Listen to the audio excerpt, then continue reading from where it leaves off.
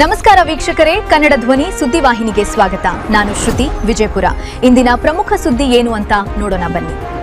ವಿಧಾನ ಪರಿಷತ್ನಲ್ಲಿ ಮುಸ್ಲಿಮರಿಗೆ ಸೂಕ್ತ ಪ್ರಾತಿನಿಧ್ಯ ನೀಡಬೇಕು ಎಂದು ಎಸ್ಎಂ ಪಾಟೀಲ ಗಣಿಹಾರ ಒತ್ತಾಯಿಸಿದ್ದಾರೆ. ಕಾಂಗ್ರೆಸ್ ಈ ವಿಚಾರದಲ್ಲಿ ನಿರ್ಲಕ್ಷ್ಯ ತೋರಿದೆ ಎಂದು ಅವರು ಸಾತ್ವಿಕ ಸಿಟ್ಟು ಪ್ರದರ್ಶಿಸಿದ್ದಾರೆ. ಅಧಿಕಾರ ಹಂಚಿಕೆ ವಿಚಾರದಲ್ಲಿ ಕಡೆಗಣಿಸಬೇಡಿ, ಮತ ಬ್ಯಾಂಕ್ಗೆ ಮಾತ್ರ ಮುಸ್ಲಿಮರ ಬಳಕೆ ಬೇಡ. ಕೆಪಿಸಿಸಿ ವಕ್ತಾರ ಎಸ್ಎಂ ಪಾಟೀಲ ಗಣಿಹಾರ ಅಸಮಾಧಾನ. ವಿಜಯಪುರದಲ್ಲಿ ಸುದ್ದಿಗೋಷ್ಠಿ ನಡೆಸಿ ಕೆಪಿಸಿಸಿ ವಕ್ತಾರ ಎಸ್ಎಂ ಪಾಟೀಲ ಗಣಿಹಾರ ಅಸಮಾಧಾನ ವ್ಯಕ್ತಪಡಿಸಿದ್ದಾರೆ. ಈ ಸುದ್ದಿಗೋಷ್ಠಿಯಲ್ಲಿ ಅಲ್ಪಸಂಖ್ಯಾತ ಮುಖಂಡರಾದ ಎಂಸಿ ಮುಲ್ಲಾ, ಫಯಾಜ್ ಕಲಾದಗಿ ಇದ್ದರು. ಮುಸ್ಲಿಂ ಅಲ್ಪಸಂಖ್ಯಾತರನ್ನು ಈಗಿನ ಸರ್ಕಾರ, ಹಿಂದಿನ ಕಾಂಗ್ರೆಸ್ ಸರ್ಕಾರ, ಅದಕ್ಕಿಂತಲೂ ಹಿಂದಿನ ಕಾಂಗ್ರೆಸ್ ಸರ್ಕಾರಗಳು ಉತ್ತರ ಕರ್ನಾಟಕದ ಮುಸ್ಲಿಮರನ್ನು ಸಂಪೂರ್ಣ ಕಡೆಗಣಿಸಲಾಯಿತು.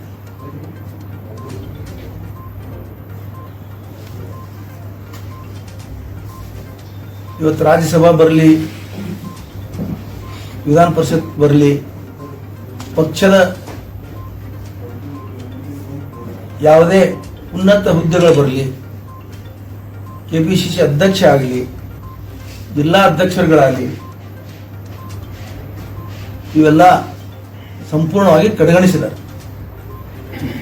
ಬೆಂಗಳೂರು ಮತ್ತು ಬೆಂಗಳೂರು ಸುತ್ತಮುತ್ತಲಿನ ಬಹಳ ಜಗ್ಗಾಡು ಹೋದ್ರೆ ಮೈಸೂರುವರೆಗೆ, ಕೋಲಾರವರೆಗೆ, ದಾವಣಗೆರೆವರೆಗೆ ಬರ್ತದೆ ಮುಸ್ಲಿಮರ ಪ್ರಾತಿನಿಧ್ಯ.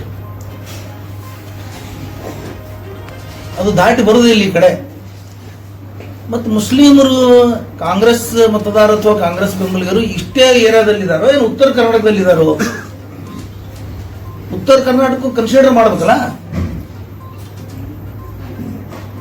ಕೆಪಿಸಿಸಿ ಸುತ್ತಮುತ್ತ ಯಾರ್ದಾರ ಅಷ್ಟೇ ಜನ ಇವರಿಗೆ ಮುಸ್ಲಿಮರು ಕಾಣ್ತಾ ಇದ್ದಾರೋ ಏನು ಇಡೀ ರಾಜ್ಯದ ಜನರ ಬಗ್ಗೆನೂ ಇವರೇ ಗಮನ ಹರಿಸ್ಬೇಕಲ್ಲ.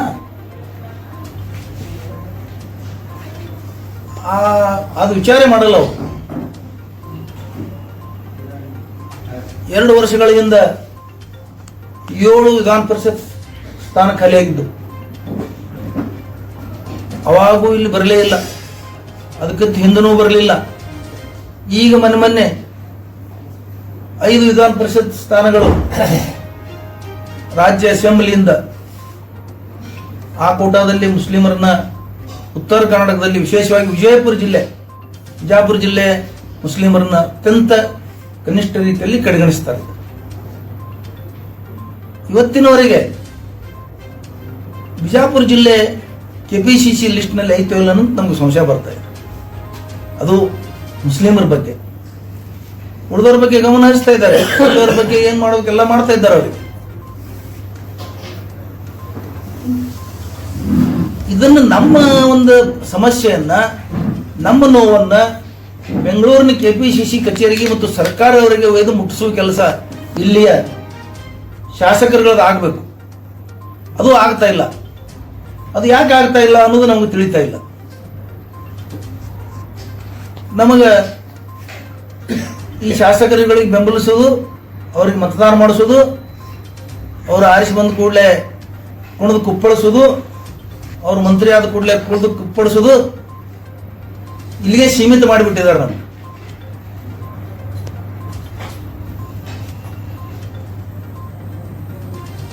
ಬಿಜಾಪುರದಲ್ಲಿ ಸುಮಾರು 8-9 ವರ್ಷಗಳ ಹಿಂದೆ ನಾವು ಒಂದು 50 ಜನ ಮುಸ್ಲಿಮರ ಸಮಸ್ಯೆಗಳು ತಗೊಂಡು, ಜಿಲ್ಲಾ ಕಾಂಗ್ರೆಸ್ ಅಧ್ಯಕ್ಷ ಸ್ಥಾನ ಖಾಲಿ ಇದೆ, ಅದನ್ನು ಕೊಡ್ರಿ ಅಂತ ಹೇಳಿ ಎಲ್ಲಾ ಜಿಲ್ಲೆಯ ನಾಯಕರ ಮನೆಗೆ ಅಂಗಲಾಚಿ ಬೇಡಿದೆವು ನಾವು. ಅಂಗಲಾಚಿ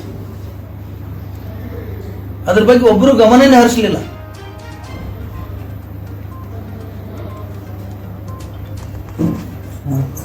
ಯಾಕನ್ನೋದು ನಮಗೆ ಬಹಳ ಅರ್ಥಗರ್ಭಿತ ಆಗ್ಬಿಟ್ಟೈತಿ. ನಮ್ಮಲ್ಲಿ ಏನಾದ್ರು ತಪ್ಪು ಇದನೋ, ನಾವೇನು ತಪ್ಪು ಮಾಡ್ತಾ ಇದ್ದೇವೆ ನಾವು ಪಕ್ಷಕ್ಕೆ, ನಮ್ಮಲ್ಲಿ ಏನಾರೆ ನ್ಯೂನತೆಗಳು ಅದಾವೇನೋ ಅಂತ ವಿಚಾರ ಮಾಡ್ತಾ ಇದ್ದೀವಿ. ಒಂದು ಜಿಲ್ಲಾ ಕಾಂಗ್ರೆಸ್ ಅಧ್ಯಕ್ಷ ಸ್ಥಾನ ಸ್ವಾತಂತ್ರ್ಯ ನಂತರ ಇಲ್ಲಿಯವರೆಗೆ ಇಲ್ಲ ಬಿಜಾಪುರ ಜಿಲ್ಲೆಗೆ. ವಿಧಾನ ಪರಿಷತ್ ಸದಸ್ಯರು ಕೊಡ್ರಿ ಅಂತ ಹೇಳಿ, ಸದಸ್ಯತ್ವ ಕೊಡಿ ಅಂತ ಹೇಳಿ 10-15 ವರ್ಷಗಳನ್ನು ಪ್ರಯತ್ನ ಮಾಡ್ತಾ ಇದ್ದೀವಿ, ಅದೂ ಇಲ್ಲ. 60 ವರ್ಷಗಳ ಹಿಂದೆ ಒಬ್ಬರಿಗಿಲ್ಲಿ ಬೋರಿ ಶೇಟ್ ಅನ್ನಂತವ್ರಿಗೆ, ಅಕ್ಬರ್ ಶೇಟ್ ಅನ್ನಂತವ್ರಿಗೆ ವಿಧಾನ ಪರಿಷತ್ ಸದಸ್ಯರನ್ನಾಗಿ ನಿಜಲಿಂಗಪ್ಪ ಸರ್ಕಾರ ಮಾಡಿತ್ತವ. ಒಂದು ಏನೂ ಇಲ್ಲ, ರಾಜ್ಯ ಮಟ್ಟದ ನಿರ್ದೇಶಕರಿಲ್ಲ, ನಿಗಮ ಮಂಡಳಿ ಇಲ್ಲ, ಜಿಲ್ಲಾ ಪಂಚಾಯತಿಯಲ್ಲಿ ಪ್ರಾತಿನಿಧ್ಯ ಇಲ್ಲ, ತಾಲೂಕ್ ಪಂಚಾಯತ್ಗಳಲ್ಲಿ ಪ್ರಾತಿನಿಧ್ಯ ಇಲ್ಲ. ಇವ್ರಿಗೆ ಆರಿಸಿ ಬರ್ಲಾಕ ಮುಸ್ಲಿಮರು ಹೊರಡಬೇಕು, ಆದ್ರೆ ಇವ್ರ ಪ್ರಾತಿನಿಧ್ಯ ಜಡ್ಪಿಗಳಲ್ಲಿ ತಾಲೂಕ್ ಪಂಚಾಯತಿಗಳಲ್ಲಿ ಕೊಡಿಸ್ಬೇಕು, ಇವ್ರಿಗೆ ನಾವು ಬೆಂಬಲ ಕೊಡಬೇಕು ಅನ್ನೋದು ವಿಚಾರ ಇಲ್ಲ ಅವ್ರಿಗೆ. ನಾವು ವಿಧಾನಸಭೆ ಚುನಾವಣೆಗಳಲ್ಲಿ, ಜಿಲ್ಲಾ ಪಂಚಾಯತ್ ಚುನಾವಣೆಯಲ್ಲಿ, ತಾಲೂಕು ಯಾವುದೇ ಚುನಾವಣೆಯಲ್ಲಿ ಇರಲಿ, ನಾವು ಸಂಪೂರ್ಣ ಬೆಂಬಲ ಕಾಂಗ್ರೆಸ್ ಪಕ್ಷಕ್ಕೆ ಕೊಡ್ತಾ ಇದ್ದೀವಿ.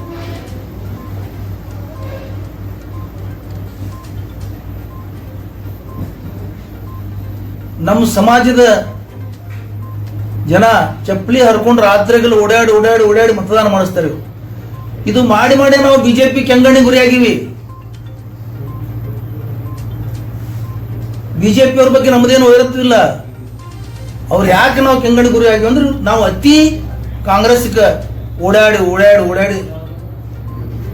ಜಿಲ್ಲೆಯಲ್ಲಿ ನಾವು ಗುರಿಯಾಗಿವಿ. ಇದನ್ನ ಯಾರು ನಮ್ಮ ಬಗ್ಗೆ ಯಾರು ಕಾಳಜಿ ಮಾಡೋರು? ಯಾರು? ಕಾಂಗ್ರೆಸ್ ಬೇರೆ ಮಾಡ್ಬೇಕಲ್ಲ.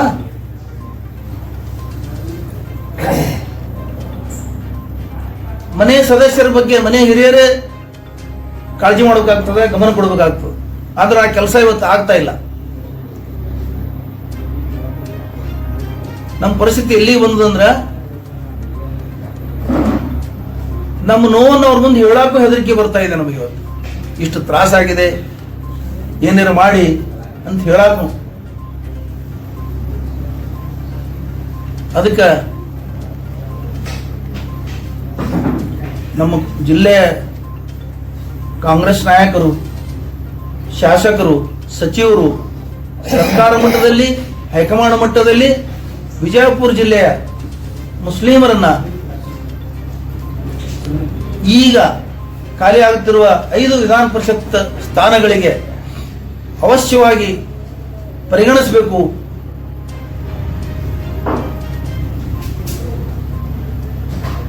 ಸುಮಾರು 25 ವರ್ಷಗಳಿಂದ ಒಂದು MP ಇಲ್ಲ, ರಾಜ್ಯಸಭಾ ಇಲ್ಲ. ಇಲ್ಲಿ ಟಿಕೆಟ್ ಕೊಡದಂತ ಹೋಗ್ಬಿಡ್ತು. ಒಂದು ಕಂಪಲ್ಸರಿ ಟಿಕೆಟ್ ಕೊಡ್ತಿದ್ರು ಲೋಕಸಭೆಗೆ, ಅದು ತೆಗೆದೇ ಬಿಟ್ರಿ. ಈಗ ಇಲ್ಲೇ ಇಲ್ಲ. ಒಂದು ಮೊನ್ನೆ ಕೊಟ್ಟರು, ಅದನ್ನು ಸೋರಿಸಿದ್ರು ಎಲ್ಲರೂ ಸೇರಿ. ಟಿಕೆಟು ಯಾರಿಗೆ ಕೊಟ್ಟವ್ರಿಗೆ ಕೊಡೋದು, ಬೆಂಗಳೂರು ಸುತ್ತಮುತ್ತಿದ್ದವ್ರಿಗೆ, ಬೆಂಗಳೂರಿನವ್ರಿಗೆ. ವಿಧಾನ ಪರಿಷತ್ ಸ್ಥಾನ ಅಲ್ಲಿ, ರಾಜ್ಯಸಭಾ ಅಲ್ಲಿ ಅವ್ರಿಗೆ ಕೊಡೋದು, ಅವ್ರ ಮನೆತನಗಳಿಗೆ ಕೊಡೋದು. ಮತ್ತು ಇಡೀ ರಾಜ್ಯದ ಮುಸ್ಲಿಮರ ಬಗ್ಗೆ ನಿಮಗೆ ಕಳ್ಕಳಿಲ್ವಾ?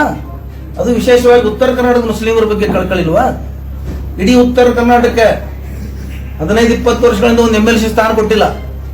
ಒಂದು 20 ವರ್ಷದಿಂದ ಬೀದರ್ಗೊಂದು ಕೊಟ್ಟಿದ್ರು, 60 ವರ್ಷದಿಂದ ಬಿಜಾಪುರಕ್ಕೊಂದು ಕೊಟ್ಟಿದ್ದಾರೆ. ನಾಮಕೆ ವಾಸ್ತೆ ಸಚಿವರನ್ನು ಮಾಡೋದು, ನಾಮಕೆ ವಾಸ್ತೆ ಒಂದು ಯಾವರೇ ಸಣ್ಣ ಪುಟ್ಟ ನಾಮಿನೇಷನ್ ಮಾಡೋದು ಅಷ್ಟೇ.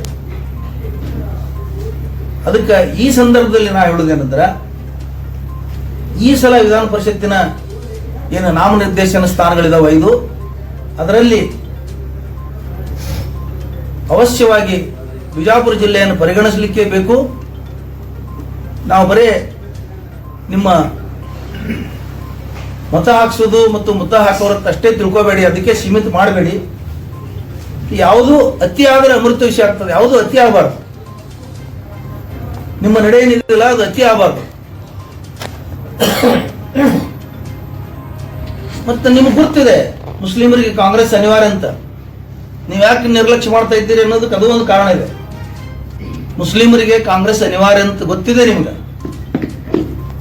ಗೊತ್ತಿದ್ದು ನಮ್ಮ ಮೇಲೆ ಎಷ್ಟು ನೀವು ನಿರ್ಲಕ್ಷ್ಯ ಮಾಡಿದ್ರೆ ನಿಮಗೂ ಪಾಪ ಪ್ರಜ್ಞೆ, ಆತ್ಮಸಾಕ್ಷಿ ಅನ್ನೋದೊಂದು ಬೇಕಲ್ಲ. ನಾವು ಇವ್ರ ಕಡೆಯಿಂದ ದುಡಿಸ್ಕೋತೀವಿ, ಇವರು ನಮಗೆ ಸಹಾಯ ಮಾಡ್ತಾ ಇದ್ದಾರೆ, ನಾವು ಅವರಿಗೆ ಪ್ರತ್ಯುತ್ತರವಾಗಿ ಏನೂ ಮಾಡ್ತಾ ಇಲ್ಲ ಅನ್ನೋದೊಂದು ನಿಮಗೂ ಆತ್ಮಸಾಕ್ಷಿ ಅನ್ನೋದೊಂದು ಬೇಕಲ್ಲ, ಪಾಪ ಪ್ರಜ್ಞೆನೂ ಬೇಕಲ್ಲ. ಅದು ಏನು ಕಾಡ್ತಾ ಇಲ್ವಾ ನಿಮಗೆ? ಇದಾಗಿತ್ತು ಈ ಕ್ಷಣದ ಕನ್ನಡ ಧ್ವನಿ ನ್ಯೂಸ್. ಕ್ಷಣ ಕ್ಷಣದ ನಿಖರ ಮಾಹಿತಿಗಾಗಿ ನೋಡ್ತಾ ಇರಿ ಕನ್ನಡ ಧ್ವನಿ ನ್ಯೂಸ್. ನಮಸ್ಕಾರ.